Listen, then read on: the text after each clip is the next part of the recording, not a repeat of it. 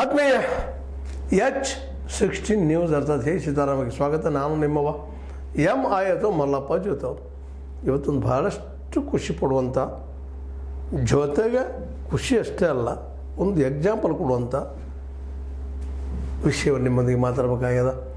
ಯಾಕಂದರೆ ಒಂದು ಅತ್ಯಂತ ಬಡ ಕುಟುಂಬದಿಂದ, ಒಂದು ಕುರಿ ಕಾಯುವ ಕುಟುಂಬದಿಂದ ಒಬ್ಬ ವ್ಯಕ್ತಿ IAS ಅಂತ ಪರೀಕ್ಷೆಯಲ್ಲೇ ಪಾಸ್ ಆಗ್ತಾನೆ ಮತ್ತು 910ನೇ ರ್ಯಾಂಕನ್ನು ಪಡಿತಾನೆ. ಹುಡುಗಾಟ ಅಲ್ಲ ಅದು. It is wonderful work. ಯಾಕಂದ್ರೆ ಏನೂ ಇಲ್ಲದ ಕುಟುಂಬದಿಂದ ಏನೂ ಆಗಿ 2 ಎಕರೆ ಭೂಮಿಯಲ್ಲೇ ತಮ್ಮ ಕುರಿ ಕಾದು ಅನ್ನನ ಉದಿಸಿದಂಥ ಒಂದು ಅಪ್ರತಿಮವಾದ ಉದಾಹರಣೆ. ಇದು ಫಸ್ಟ್ ರ್ಯಾಂಕ್ ಹೊಡೆದಿರ್ಬೋದು, ಯಾರೋ ಮತ್ತೇನೋ ಆಗಿರ್ಬೋದು, ಆ ಮಾತು ಬೇರೆ. ಅವರಿಗಾಗಿ ಒಂದು ದಂಡನೇ ಇರ್ತದೆ. IAS ತಯಾರು ಮಾಡಬೇಕಾಗಿದೆ. ಒಂದು ಕುಟುಂಬ ತಂದೆ ಎಜುಕೇಟೆಡ್ ಇರ್ತಾನೆ, ತಾಯಿ ಎಜುಕೇಟೆಡ್ ಇರ್ತಾಳೆ. ಭಾಳಷ್ಟು ಕುಟುಂಬಗಳು ನೋಡ್ತಾ ಇದ್ವಿ ನಾವು. ಶ್ರೀಮಂತ ವರ್ಗ ಸೇರಿರ್ತಾರೆ, ಹಾರ್ಡ್ ವರ್ಕ್ ಮಾಡಿಸ್ತಾರೆ, ಕೋಚ್ ಇಡ್ತಾರೆ, ಎಲ್ಲೆಲ್ಲೋ ಕೋಚಿಂಗ್ ಇಡ್ತಾರೆ. ಅಷ್ಟಾಗಿ ಪಾಸ್ ಆಗುವಂಥ ವ್ಯಕ್ತಿಗಳು ಭಾಳ ಬೆರಳ ಏರಿಕೆ ಅಷ್ಟು. ಅಂಥದ್ರಲ್ಲೇ ಒಬ್ಬ ವ್ಯಕ್ತಿ ಛಲ ಬಿಡೋದ, ತ್ರಿವಿಕ್ರಮ ಅಂದರೂ ಅಡ್ಡಿ ಇಲ್ಲ. 910 ಭಾಳ ದೂರದಪ್ಪ ರ್ಯಾಂಕ್ ಅಲ್ಲ ಅಂತ ನಾವು ನೀವು ಅನ್ಬೋದು. ಬಟ್ ಆ ಸಾಧನೆ ಅದಲ್ಲ ದೊಡ್ಡದು, ಅದೆಲ್ಲ ಮೀರಿದು. 1ನೇ ರ್ಯಾಂಕಿಂತೂ ಮೀರಿದು. ಈ ಮಾತನ್ನು ಯಾಕೆ ಹೇಳ್ತಾ ಇದ್ದೀನಪ್ಪ ಅಂದ್ರೆ, ತಂದೆ ತಾಯಿ ಹೆಬ್ಬಟ್ಟಿನವರು, ತಂದೆ ಯಲ್ಲಪ್ಪ, ತಾಯಿ ಕಾಳವ್ವ. ಇಲ್ಲಿ ಯರಗಟ್ಟಿಯವರು, ಯರಗಟ್ಟಿಯಿಂದ ಹೊಲದಲ್ಲಿರುತ್ತಿರುವಂಥವ್ರು, ಒಂದು ಕಾಡಪ್ಪನ ಸಲಿದ್ದಂಥವ್ರೊಂದು ಅಡ್ಡಿ ಇಲ್ಲ. ಇಂಥರಿಂದ ಒಂದು ಪ್ರತಿಭೆ ಹರಡ್ತದೆ, ಮೇಲಕ್ಕೆ ಇರ್ತದೆ, ಸಾಣದಲ್ಲ.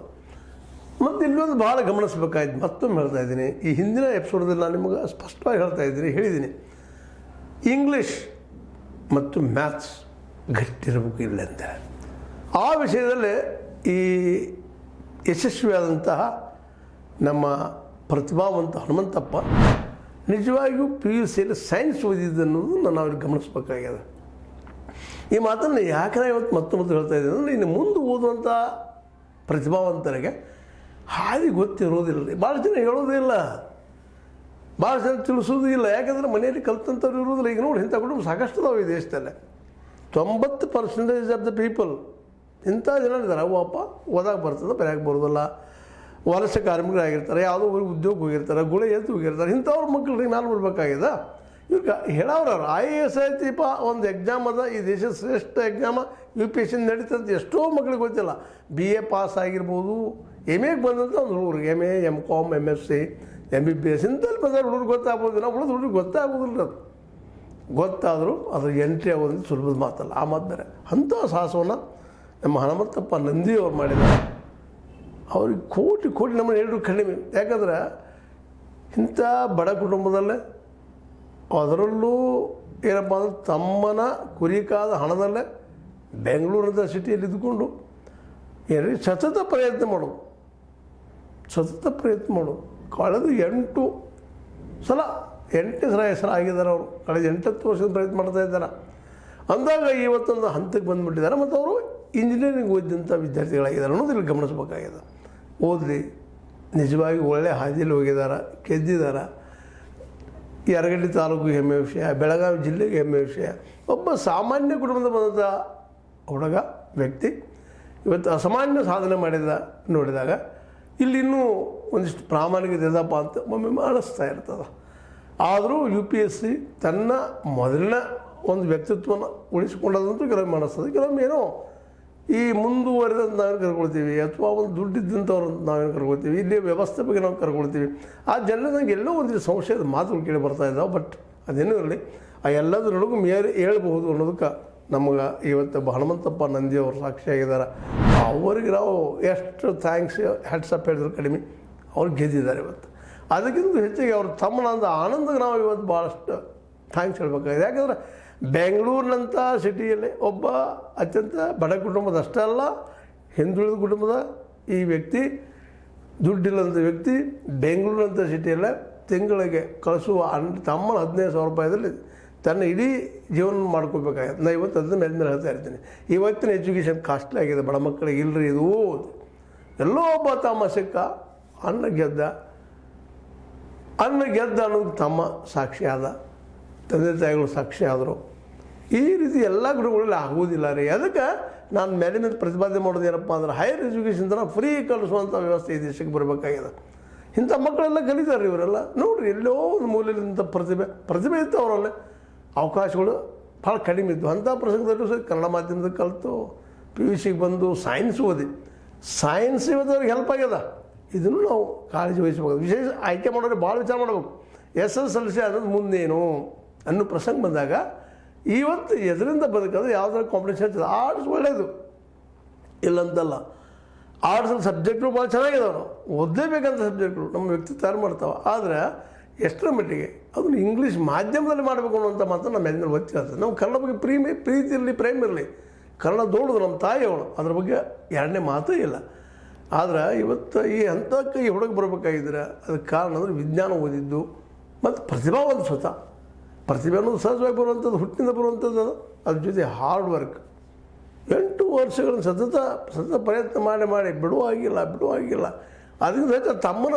ಒಂದು ಹಠ ಎಂತಾದ್ರಿ ಹಠಯೋಗಿಗಳು ಇಬ್ಬರು ತಮ್ಮ ದುಡ್ಡು ಕಳಿಸವ ಕುರಿ ಕಾದವ ಮತ್ತೇನು ಮಾಡಿ ತಿಂಗಳಿಗೆ 10-15 ಸಾವಿರ ಕೊಡು ಸಣ್ಣ ವಿಷಯ ಅಲ್ಲ ಅವನು ಬದುಕಬೇಕು ಅವನ ಕುಟುಂಬ ಬದುಕಿಸ್ಬೇಕು ಏನು ಸಣ್ಣದ ವಿಷಯ ಅಲ್ಲ ರೀ ಅಂಥ ಪ್ರಸಂಗದಲ್ಲೇ ಅದನ್ನೆಲ್ಲ ಮೀರಿ ಮತ್ತು ಪುಸ್ತಕಗಳು ಖರ್ಚು ಬರ್ತಾ ಇರ್ತಾವೆ ಅದ್ರ ಬಗ್ಗೆ ಅನೇಕ ಕ್ಲಾಸ್ಗಳು ಅಟೆಂಡ್ ಆಗಬೇಕಾಗಿರ್ತದೆ ಅದೆಲ್ಲ ಮಾಡಿದ್ದಾರೆ ಅದೆಲ್ಲ ಮಾಡಿದ ಪರಿಣಾಮವಾಗಿ ಇವತ್ತು ಈ ಒಂದು ಗೆಲ್ಲು ಹಂತಕ್ಕೆ ಬಂದಿದ್ದಾರೆ ನಾವು ಇವತ್ತು ಹೊಗಳಿ ಬಿಡ್ಬೋದು ಭಾರಿ ಆದರೆ ಅಲ್ಲ ಇಂಥದ್ದು ಎಲ್ಲ ಮಕ್ಕಳಿಗೆ ಸಿಗ್ಲಿಕ್ಕೆ ಸಾಧ್ಯ ಇಲ್ಲ ಇಷ್ಟು ಪ್ರತಿಭಾವಂತ ಎಲ್ಲ ಮಕ್ಕಳು ಇರೋದಿಲ್ಲ ಅದಕ್ಕೆ ಸರ್ಕಾರ ಅನ್ನುವಂಥದ್ದು ಇಂಥ ಮಕ್ಕಳನ್ನ ಗಮನದಲ್ಲಿಟ್ಕೊಂಡ ಇವ್ರಿಗೂ ಮಾಡಲಿ ಜೊತೆಗೆ ಎಲ್ಲರಿಗೂ free education up to at least PUC ತನಕ ಅವರು ಕೇಜ್ರಿವಾಲ್ ಮಾಡಿದಂಥದ್ದು ಮಾಡಿದರೆ ಇಲ್ಲಿಂಥ ಪ್ರತಿಭೆಗಳು ಇನ್ನೂ ಹುಟ್ಟಿ ಬೆಳೆಯೋದಕ್ಕೆ ಸಾಧ್ಯ ಆಗ್ತದೆ ಎಲ್ಲೋ ಒಂದು ನೋಡಿ DC ಪಾರ್ಟಿಯವ್ರು ನೆನೆಸ್ಕೊಂಡು ಇಡೀ ಮಮದಾಪುರ ಮುಂದೆ ಆಮದು ಬೇರೆ ಅವರೊಬ್ಬರು ನೆನೆಸ್ಕೊಂಡು ಮಮದಾಪುರ ಎಲ್ಲರೂ ಜಾಣರು ಅಂತಲ್ಲ ಎಲ್ಲರೂ ಆರಾಮಿದ್ದಾರಂತಲ್ಲ ಒಬ್ಬ ವ್ಯಕ್ತಿ ಅಂಥ ಬಡಗಳ ಮೇಲೆ ಬರೋದು ಕಾರಣ ಅಂದರೆ ಅವನ ಹಾರ್ಡ್ ವರ್ಕ ಅವನ ನಂಬಿಕೆ ಎಲ್ಲ ಕಾರಣ ಆಗ್ತದೆ ಅಂತಂದ್ರೆ ಜನನೂ ಹೆಲ್ಪ್ ಮಾಡುವಂಥವ್ರು ಇದ್ದಾರೆ ಇಲ್ಲ ಅಂತಲ್ಲ ಆದರೆ ಎಲ್ಲರಿಗೂ ಅವಕಾಶ ಸಿಗೋದಿಲ್ಲ ಎಲ್ಲರಿಗೂ ಇಂಥ ಜನ ಸಿಗೋದಿಲ್ಲ ಸಹಾಯ ಮಾಡೋರು ಸಿಗೋದಿಲ್ಲ ಆನಂದನಂಥ ಮುದ್ದಿನ ತಮ್ಮ ದುಡಿಯುವಂಥವ್ರು ಸಿಗೋದು ಭಾಳ ಕಷ್ಟ ಇಂಥದ್ರಲ್ಲೇ ಇವತ್ತು ನಮ್ಮ ಹನುಮಂತಪ್ಪ ಅವರು ನಂದಿಯವರು ಇವತ್ತು ಗೆಲ್ಲೋದಷ್ಟಲ್ಲ ಇನ್ನೂ 500 ರ್ಯಾಂಕ್ಗಳು ಬರಬೇಕಂತ ಪ್ರಯತ್ನ ಮಾಡ್ತಾರೆ ನನ್ನ ಗುರಿ ಯಾವುದು IAS ಅಧಿಕಾರಿ DC ಆಗಬೇಕು ಅನ್ನೋಂಥ ಕನಸು ಕಾಣ್ತಾ ಇದ್ದಾರೆ ಅವ್ರ ಕನಸು ನನಸಾಗಲಿ ಅದೇ ಜೊತೆಗೆ ಇಂಥ ಜನ ಮೇಲೆ ಬರೋದರಿಂದ ಆದಷ್ಟು ಬಡ ಮಕ್ಕಳಿಗೆ ಇನ್ನೂ ಅನುಕೂಲಗಳು ಹೆಚ್ಚಾಗುವಂಥದ್ದು ವ್ಯವಸ್ಥೆ ಏನೋ ಬದಲಾವಣೆ ಆಗುವಂಥದ್ದು ಸಾಧ್ಯದ ಯಾಕೆ ಒಬ್ಬ IAS ಅಧಿಕಾರಿ ಮ್ಯಾಕ್ಸಿಮಮ್ ಆಗಿ ತನಗೇನು ಸಾಧ್ಯ ಕೆಲಸ ಕೊಡೋದು ಸಾಧ್ಯದ ಆದರೂ ಇಲ್ಲಿ ಭ್ರಷ್ಟ ರಾಜಕೀಯ ವ್ಯವಸ್ಥೆಯಿಂದಾಗಿ ಅಡ್ಜಸ್ಟ್ಮೆಂಟ್ ಒಂದು ರಾಜಕಾರಣ ಈ ಒಂದು ಅಭ್ಯರ್ಥಿಗಳು ಬರೋದ್ರಿಂದಾಗಿ ಏನು ಸಾಧ್ಯ ಆಗಬೇಕಾಗಿತ್ತು ದೇಶಕ್ಕೆ ಅದು ಆಗ್ತಾಯಿಲ್ಲ ಅನ್ನೋದು ಅಷ್ಟೇ ಗಮನಾರ್ಹ ಏನೂ ಇರಲಿ ಅದು ಇನ್ನೊಂದು ಚರ್ಚೆ ಮಾಡಿದರೆ ಆಯಿತು ಬಟ್ ಇವತ್ತು ಹನುಮಂತಪ್ಪನವರು ಸತತ 8 ಬಾರಿ ಪ್ರಯತ್ನ ಮಾಡಿ 910 ರ್ಯಾಂಕ್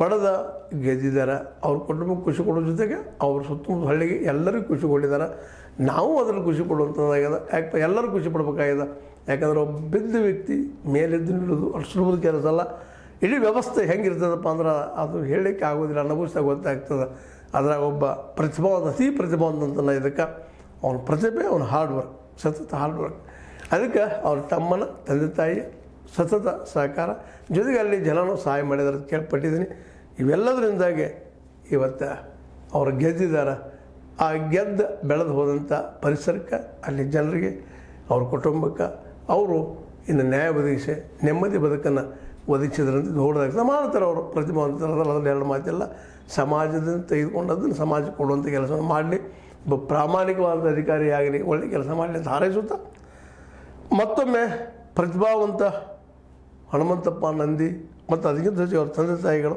ಯಲ್ಲಪ್ಪ ತಾಯಿ ಕಾಳವ್ವ ಅನಕ್ಷತ್ರರಿದ್ದರೂ ಸಹ ಅವ್ರಿಗೆ ಬೆನ್ನಿಗೆ ನಿಂತ ಅದ್ರ ಜೊತೆ ತಮ್ಮ ಆನಂದ ಸಾಥ್ ಕೊಟ್ಟಿದ್ದು ಇದು ನಿಜವಾಗಿಯೂ ಒಂದು ಇತಿಹಾಸ ಅಂತ ಹೇಳ್ತಾ ನಾನು ಅನಿಸಿದ ಕೆಲವು ಮಾತಾಡಿದ್ದೀನಿ ನಿಮ್ಗೆ ಲಾಕ್ ಆಗಿರ್ಬೋದು ನೀವು ಇವ್ರಂಗೆ ಪ್ರಯತ್ನ ಮಾಡಿರಿ ನೀವು ಯಶಸ್ವಿ ಆಗಿರಿ ಅನ್ನೋದು ಯಾಕಂದ್ರೆ ಒಬ್ಬ ಬಿದ್ದ ಕುಟುಂಬದ ಮೇಲೆದ್ದು ಹೋಗುವಂಥದ್ದು ಕೆಳಜಾತಿಯಿಂದ ಮೇಲೆದ್ದು ಹೋಗುವಂಥದ್ದು ಸಣ್ಣ ಕೆಲಸ ಅಲ್ಲ ಅಷ್ಟು ಸುಲಭ ಅಲ್ಲ ಆ ಕೆಲಸ ಇವರು ಸಾಧಿಸಿದ್ದಾರೆ ಅವ್ರ ಕುಟುಂಬಕ್ಕೂ ಅವರಿಗೂ ಮತ್ತೊಮ್ಮೆ ನಮಸ್ಕರಿಸುತ್ತಾ ಇದು ನಿಮ್ಗೆ ಲೈಕ್ ಆಗಿರ್ಬೋದು ಲೈಕ್ ಮಾಡಿ ಶೇರ್ ಮಾಡಿ ಕಮೆಂಟ್ ಮಾಡಿ ಜೊತೆಗೆ ಸಬ್ಸ್ಕ್ರೈಬ್ ಆಗೋದು ನಿಲ್ಲಿಸಿಗೆ ಹೋಗ್ಬೇಡ್ರಿ H16 ನ್ಯೂಸ್ ಅರ್ಥಾತ್ ಸೀತಾರಾಮದು ಸತ್ಯದ ಕೈಗಳಲ್ಲಿ ವಂದನೆಗಳು.